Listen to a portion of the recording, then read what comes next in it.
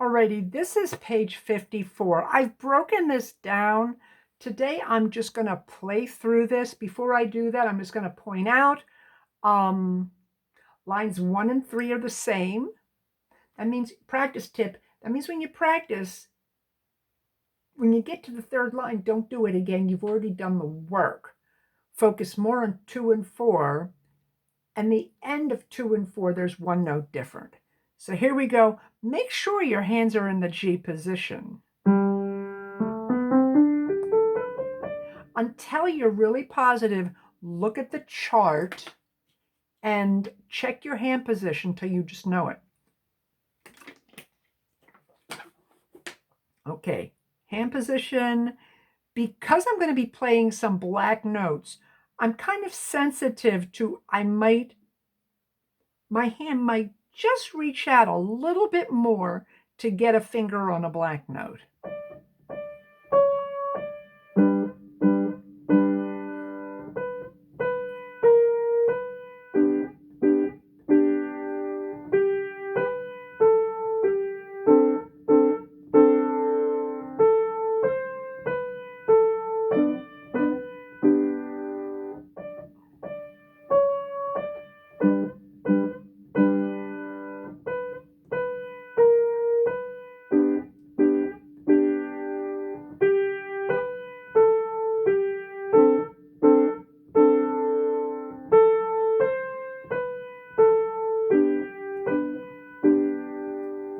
Okay, that's kind of a comfortable, moderate speed. One thing you don't want to do, occasionally I see people do this with moving from a note to a black note next to it. I've seen people kind of hop the same finger up and back. You don't want to do that. You want to play the adjacent note with an adjacent finger. Down the road, you will be picking that finger, but now you want to follow the guidelines because the purpose of this is for you to learn good habits. Now, we've gone over this page 56, 57. These are exercises that I feel are really too advanced for piano. They have to be done very mindfully. They should be done with the teacher. It involves holding all the fingers down and repeating 1. I don't think this is really necessary at this stage, although occasionally I have people do them. If you want to work through these, just don't do this. Don't really play hard. Don't do that because there's no one, oh gosh, something's on my key. There's no one watching you to make sure you don't strain your hands. So just don't do it hard if you do it. Now, we're at Cuckoo on page 69. I'm going to play the song, but just a reminder, until you're comfortable with the chords, check the chords, especially when they have them in a box like this. Check the chords before you play just to make sure you're playing the right chords, like a little refresher. Cuckoo, important. In the first line, 2 things. Repeat sign. You might want to take your pencil and circle it if you find you're forgetting it, because if you choose this as your quiz song, you have to repeat that. And the other thing is the rhythm. I've played it right every time. Once or twice I gave you an example of what wasn't right. I don't want to do that again. I don't want you to hear it wrong, but watch for half notes or quarter notes. So just as an example, I can say long, short, long, short. Don't make them the same. Get your hands set up.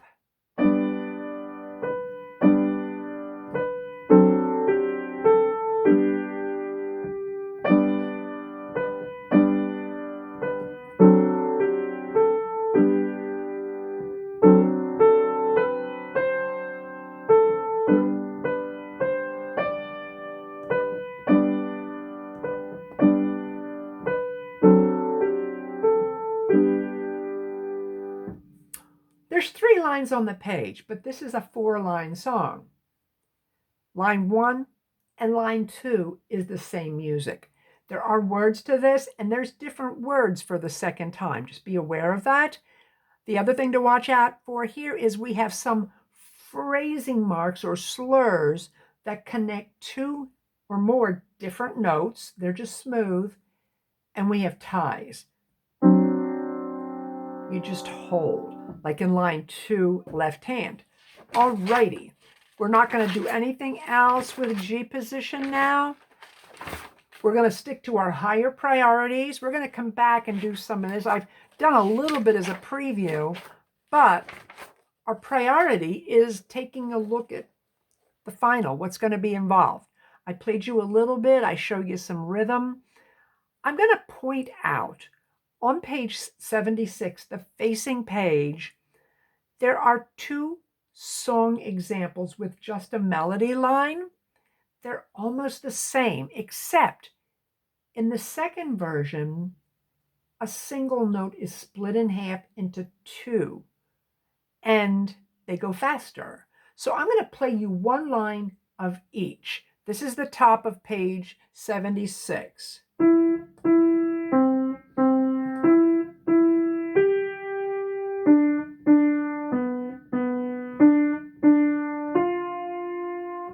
There's 2 kinds of notes, quarter or half. They're the longer notes. Bottom of the page. That's the faster notes, the 8th notes. So the pitch is the same in this case, but you do it twice within that same time. So these would be little examples that you could look over. We're going to get that rhythm in Standing in the Need of Prayer. I call it standing. Just like I call When the Saints Go Marching in Saints. It's quicker to say. This is page 77. And what kind of elements do we have here? We've got quarter notes, half notes. We have 8th notes. You're going to hear them differently. And I think you're going to be fine just listening and focusing on how it's different. You've got quarter rests. Let's see, do we have any longer rests? I don't think we do. We have a lot of quarter rests.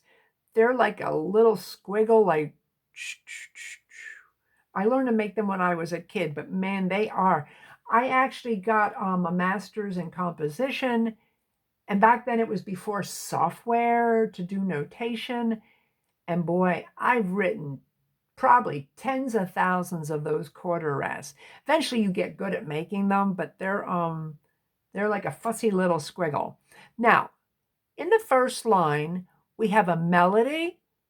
We have dotted halves, a longer note. I'm going to play right hand first line.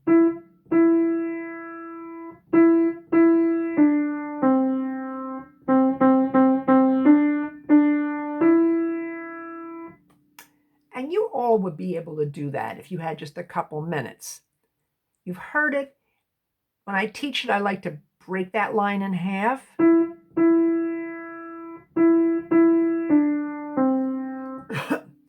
That's easy.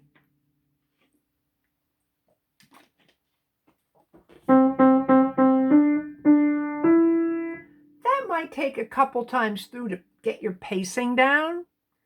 Left hand, there's a lot of rests here.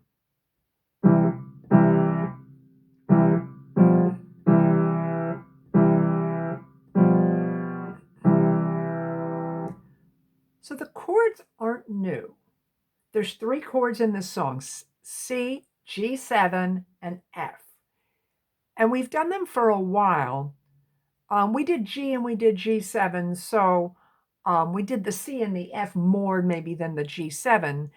But what's new is they come sometimes faster. There's patterns, and you're going to do that step by step. Let's do that first line and let's break it in half. You might start like that. An easy section where it doesn't get too confusing. And you do that till that gets easy. Then add a little bit. And of course, whenever you stop in the middle, it might sound funny.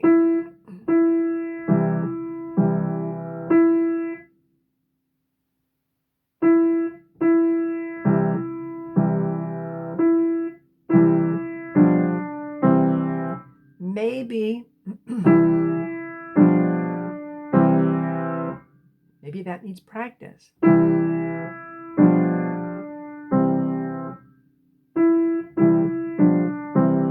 So that's how you start working it up. And then you put like individual measures together.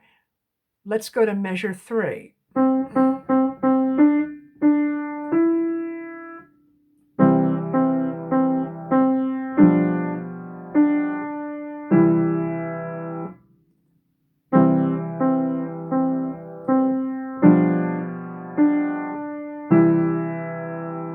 Find a pace you can do it. If you can't do it all, do less.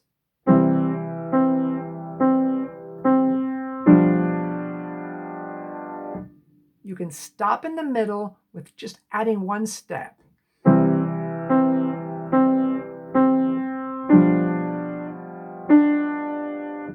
And you'd work like that. Line 2 starts like line 1. There's one thing that's different though.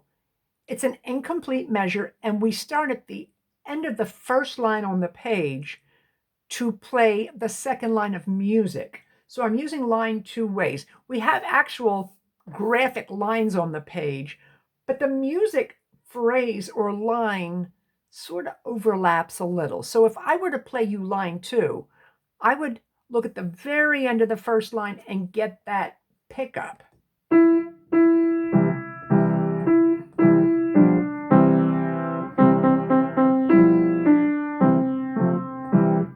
And when you hear that and you're getting familiar, you'll realize that's how the beginning sounded too.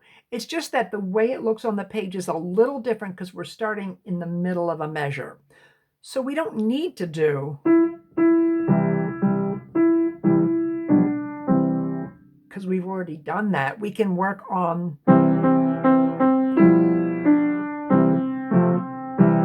we can say, well, what's different? Right hand? That's different and different. It hops up and then steps down.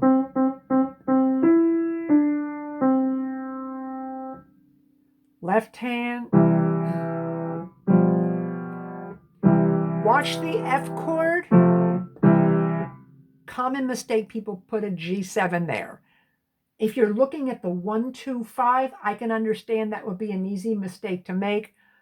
Look at the numbers as a guide, but also look at the shape of the chord. The top 2 notes are a skip apart.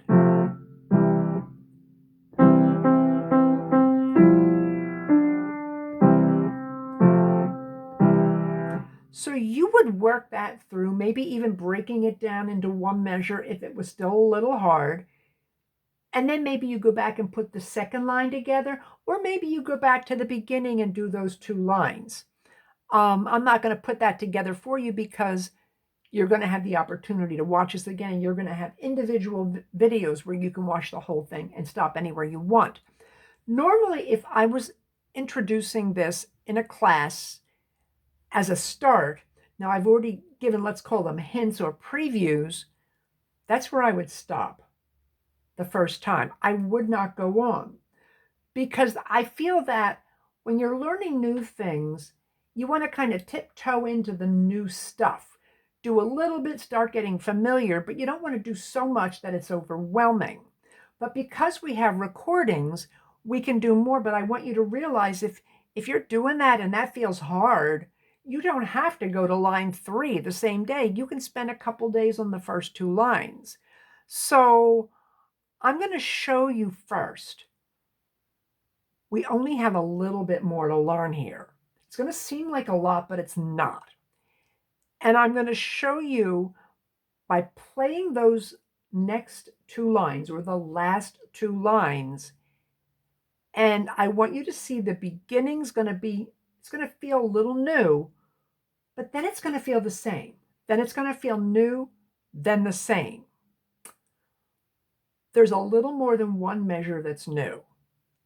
I'm going to show you what the new stuff is isolated first.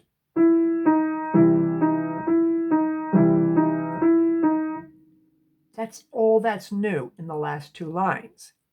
So let's do them. You'll hear the new stuff and then the old stuff.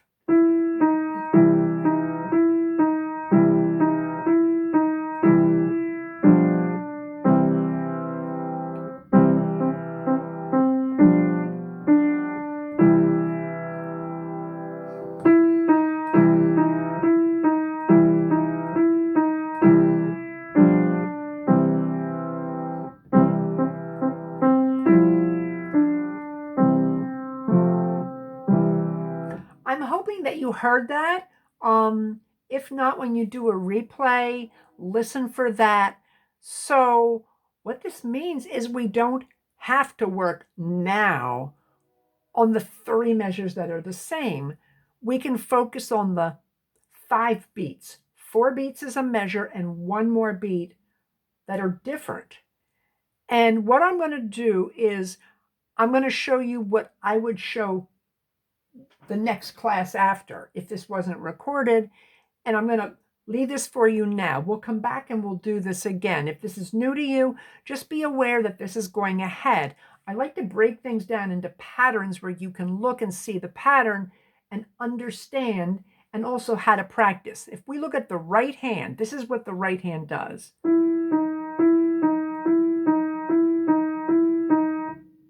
That's what's new. And all it is 2 notes 5 times. One of the notes is a white note, one of the notes is a black note. E, D sharp. When you're playing this, you will do better if you find the position or the place where your hand is most comfortable. Looking sideways, you're not going to see this as well now. From the overhead, you will. If I were just in the C position for white notes, my hands, I'm thinking you can probably tell, my right hand is completely, I call this out of the black notes. But if my hand is here, and if I have to play that black note without moving my hand from this position, I would have to do something like this. I would have to kind of flop up. And I see people doing that. That actually makes it harder. The trick here is, in this case, it's going to be a 2 because it's only 1 note and 2 is the finger we're going to use. The trick is to put the correct finger on the correct black note and then see where your other finger is. So your 3 finger is going to be back into that tiny part of the key. And here again, this is a complete aside. If you're a guy with big fingers, you might have to turn a little. You might have to adapt your hand. But that's not most of the people. Most of the people, for me, my 3 finger goes at the very beginning of the skinnier part. That means all I do is I just wiggle my fingers like that. I can't really tell. I'm trying to wiggle these 2. It's just like a wiggle. But the 2 finger is on a higher, it's like wiggle. 1 finger's on the mountain, 1's in the valley. So you'll be able to see that better from the overhead. Here's how I tell people to get started in a way that step by step it should make it easy. Do 1 group. I've taught this to younger people, like kids. I call it a wiggle. For the kid, I said, do 1 wiggle. That's like a wiggle. Then do 2 wiggles. With adults, I say group, 2 groups. I think wiggle is more fun, though. The idea is don't just do a bunch of them fast to see if you can, because the best way to learn this effectively and more quickly is to always know where you are. There's 5. People get lost. People forget how many they've done. I'm trying to show you in a way that you will never forget. So to warm your fingers up to that many, we do it step by step. But then when we put it with the left hand, it's going to be very clear you're playing the right number. So you're going to do 2 wiggles and then 3 wiggles. Just say like 1, 2, 3. Don't get all excited and just do that, because you can't really perceive where you are. You want to know where you are and have control. So you're going to work up to 5. So the first time you practice it, that may be all you do. Just do some wiggles. If it's easy, you might want to go to the next step, which is we're just going to do a little bit with the left hand. You're going to do a wiggle and a single note in the right with the chord. And stop. Line them up.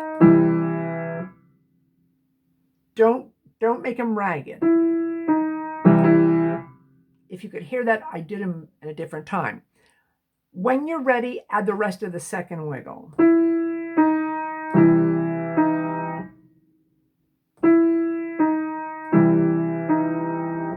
Okay, I could keep going. We have a few more minutes, but I'm not going to. And the reason is I want people that try this to take it at a smaller step at a time. We're going to extend that approach. It's just one measure. You'll get it, but I often find that people in 190 who actually are beginners, this is more of a challenge. And I'm trying to break it down to make it so it's easy for you. So that's where I'm going to stop today. I'm going to stop this.